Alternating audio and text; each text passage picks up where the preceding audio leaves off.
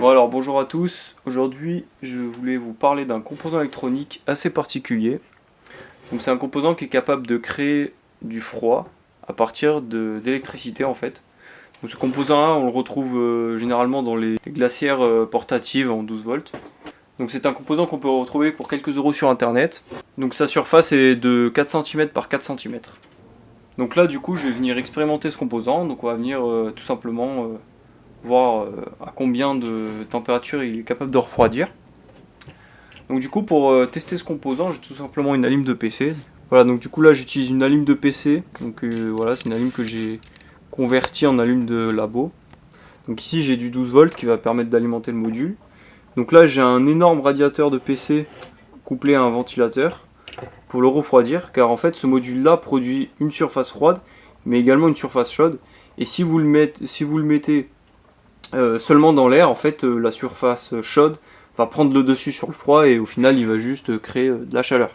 Donc ici j'ai un thermomètre qui va me permettre d'indiquer à la fois, donc là j'ai une sonde qui va me permettre de connaître la température sur le module, et une autre sonde qui va me permettre de connaître la température par exemple de l'air ambiant ou bien la température du radiateur, donc ça dépend où je la place.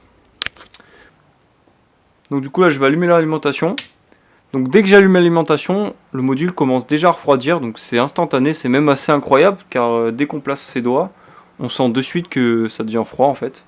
Donc là je vais laisser refroidir un moment, et puis je vais placer la sonde, comme ça on va pouvoir checker aussi la température. Donc du coup là j'ai placé la sonde ici, comme ça on va pouvoir voir la température. Donc là au niveau de la sonde on voit qu'on est aux alentours déjà des 13 degrés, alors que le module j'ai allumé il y a à peine moins d'une minute, on voit qu'on est déjà, voilà, on descend à 11 degrés.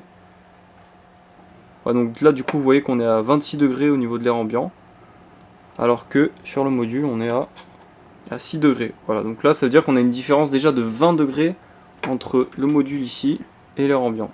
Voilà, donc on va essayer de refroidir plus. Donc du coup voilà, après quelques minutes, j'ai pas réussi à descendre en dessous des 6 degrés. Après je pense que c'est parce que là on est en été, donc il fait très chaud. Donc c'est assez dur pour le module d'atteindre une température en dessous des 0 degrés. Alors du coup maintenant je vais mesurer la consommation de ce module.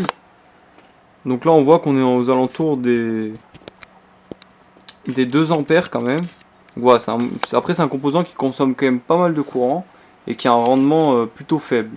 Et donc là ce phénomène de créer en fait une différence de température à partir d'électricité, ce qu'on appelle l'effet Peltier en fait. Et donc ce composant là peut aussi servir à autre chose. Il peut tout simplement, il peut être réversible, c'est-à-dire qu'on peut créer de l'électricité à partir en fait d'une source chaude et d'une source froide. Donc ça c'est ce qu'on appelle l'effet Seebeck. Donc voilà, c'était une petite vidéo à titre expérimental pour vous présenter le module à effet Peltier qu'on trouve relativement simplement sur le net. Et voilà. Et donc dans une prochaine vidéo, étant donné qu'on est en été et qu'il fait plutôt chaud, je tenterai peut-être de faire une climatisation à partir de modules comme ça. On verra ça plus tard. Je suis pas sûr de le faire, mais peut-être que je le ferai. Voilà. Sur ce, à bientôt et abonnez-vous pour de prochaines vidéos.